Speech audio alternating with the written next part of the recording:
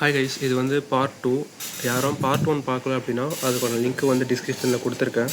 So அதை first பார்த்துட்டு இதுக்கப்புறம் இந்த வீடியோ பாருங்கள். அப்போ தான் வந்து ஒரு கண்டினியூஷன் கிடைக்கும். பார்ட் 1ல் வந்து நம்ம எதை பற்றி பார்த்தோம்னா, நம்ம பேஸ்மெண்ட் வரையும் எவ்வளோ செலவாகிக்குதுன்னு பார்த்தோம்.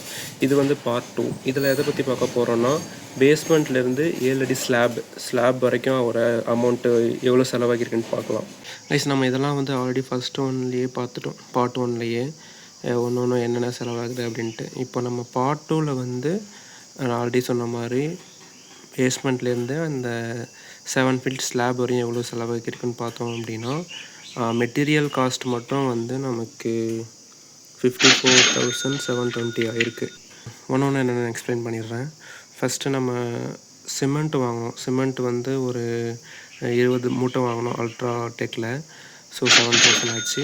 அப்புறம் வந்து பில்லர் பாக்ஸு. ஸோ நம்ம பில்லர் பில்லர்ஸ்லாம் வந்து நம்ம பில்லர் பாக்ஸ் யூஸ் பண்ணியும் போடலாம். அதே மாதிரி நார்மலாக அந்த பலகை அடைச்சும் போடுவாங்க. இதில் நாங்கள் ஒரு 7 பில்லர்ஸ் மட்டும் வந்து அந்த பாக்ஸை யூஸ் பண்ணி போட்டோம். ஸோ அந்த பாக்ஸுக்கான ரெண்ட்டு வந்து பார்த்திங்க அப்படின்னா, ஒரு பாக்ஸுக்கு 120. ஸோ 7 பாக்ஸஸ்ஸு அப்புறம் 400 வந்து அங்கே குடோன்லேருந்து எடுத்து வரத்துக்கான வண்டி வாடகை. ஸோ ரெண்டத்தையும் சம் பண்ணும்போது 1,250 ஆச்சு அந்த பில்லர் பாக்ஸஸ்க்கு மட்டும். அப்புறம் எங்கள் வீட்டு முன்னாடி ஒரு வேப்ப மரம் இருந்துச்சு. ஸோ அதை வெட்டுறது எப்படின்னா, அது கொஞ்சம் ரொம்ப காம்ப்ளிகேட்டடாக இருந்துச்சு.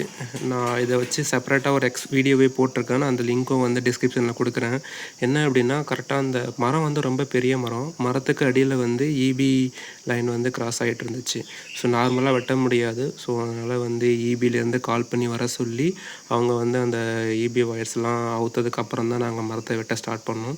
ஸோ அதுக்கான சார்ஜ் மட்டும் மரம் வெட்டினதுக்கு இல்லை, அந்த இபி மேனுக்கு மட்டும் சார்ஜ் வந்து 2,500 ஆயிடுச்சு. ஸோ அப்புறம் வந்து செங்கல் தனியாக அப்புறம் ஒரு 10,500க்கு எடுத்திருந்தோம்.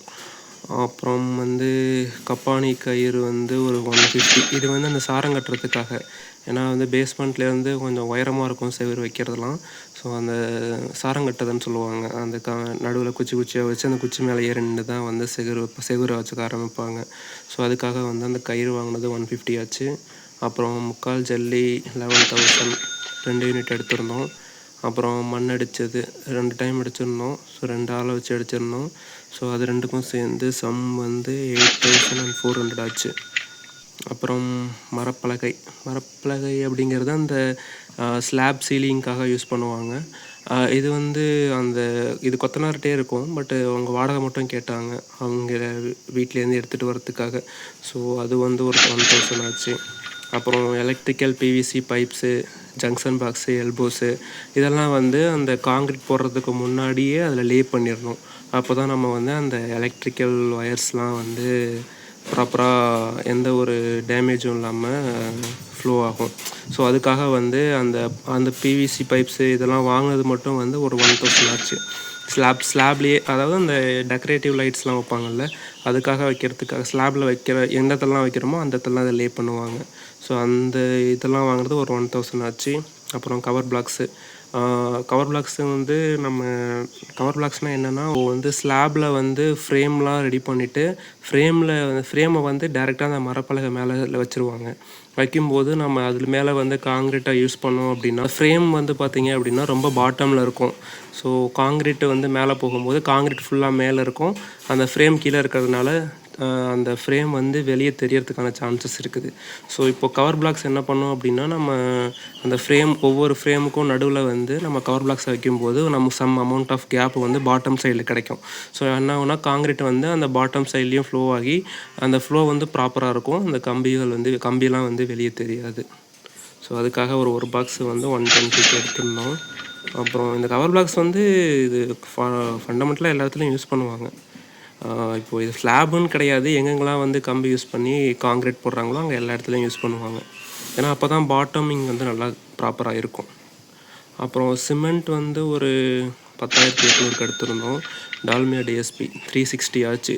இப்போது நம்ம பார்ட் 1ல் பார்த்தோம் அப்படின்னா, நமக்கு வந்து டால்மியா டிஎஸ்பி 320 பெர் பீஸ்ன்னு எடுத்திருந்தோம். ஸோ அந்த ப்ரைஸ் ஃப்ளக்சுவேஷனை பாருங்கள் எப்படி இருக்குது அப்படின்ட்டு. ஃபஸ்ட்டு இது என்ன எடுத்து ஒரு 3-4 மந்த்ஸ் கூட இருக்காது. அதுக்குள்ளே வந்து 360 ஆகிடுச்சு. அதுக்கப்புறமா வந்து லேபர் இந்த சொன்னேன்ல இந்த PVC pipes, junction box, elbows அதெல்லாம் வந்து லே பண்ணுறதுக்கு வந்து ஒரு 1000 ஆச்சு. ஸோ இதெல்லாம் வந்து மெட்டீரியல் காஸ்ட் மட்டும் நான் ஆல்ரெடி பார்த்தாச்சு நம்ம எவ்வளோ ஆச்சுன்ட்டு. 54,720 ஆச்சு. அடுத்தது இது இல்லாமல் நம்ம வந்து கொத்தனார் கூலியும் கொடுத்தாகணும். ஆல்ரெடி நம்ம பார்ட் 1ல் எவ்வளோ கொடுத்துருந்தோம் அப்படின்னா 79 நினைக்கிறேன். ஆமாம் 79 கொடுத்துருந்தோம். இப்போ பார்ட் 2 பேஸ்மெண்ட்டுக்கு மேலே இந்த ஸ்லாப் வரையும் வந்து ஒரு 71 கொடுத்துருப்போம். ஆமாம். ஸோ இதெல்லாம் என்னென்ன லேட்டில் எவ்வளோ கொடுத்துருந்தோம் அப்படின்னு கொடுத்துருப்போம். ஸோ நம்ம நார்மலாக வந்து இப்போது கொத்தனார் கூலி மட்டும் வந்து 1,50,000 கொடுத்தாச்சு. அதுக்கப்புறமா இதுவரையும் ஹோம் எக்ஸ்பென்ஸ் வந்து பார்த்தீங்க அப்படின்னா 5,11,970 ஆகிடுச்சு. ஸோ டோட்டலாக ஓவராலாக வந்து பார்த்தீங்க அப்படின்னா 6,61,970 6,62,000க்கு ஒரு 30 ரூபா கம்மியாக இருக்குது. இது வந்து பார்ட் 2ல் இது மெட்டீரியல் காஸ்ட்டு, அப்புறம் வந்து கொத்தனார் கூலி ரெண்டுத்தையும் சேர்த்து 1,25,720 ரூபா இருக்குது. இப்போது நீங்கள் பார்ட் 1 வீடியோ பார்த்துருந்தீங்க அப்படின்னா அதில் வந்து நான் ஆல்ரெடி சொல்லியிருப்பேன் சம் அமௌண்ட் ஆஃப் மெட்டீரியல்ஸ்லாம் எக்ஸஸாக இருக்குது அப்படின்ட்டு. அதனால தான் நமக்கு வந்து இந்த பார்ட் 2ல் பேஸ்மெண்ட்டுக்கு மேலே வந்து நமக்கு செலவு வந்து ரொம்ப கம்மியாக இருக்குது. மொத்தமே வந்து நமக்கு 1,25,000 தான் அவ்வளோ தான் வந்திருக்கு.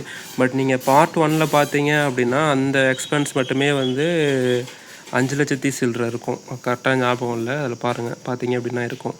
ஸோ இதுதான் நான் சொல்ல வந்தேன் அந்த வீடியோலையே.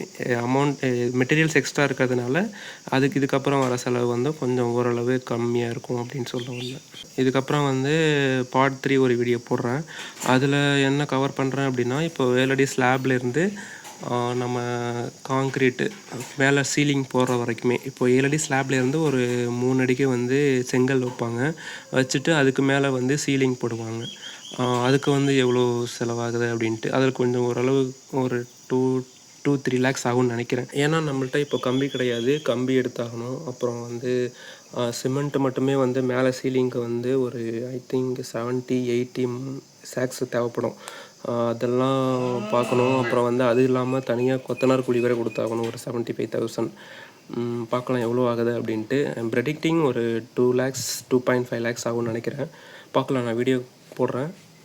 ஸோ சப்ஸ்கிரைப் பண்ணுங்கள், அப்போ தான் உங்களுக்கு வந்து வீடியோ வந்து நோட்டிஃபை ஆகும்.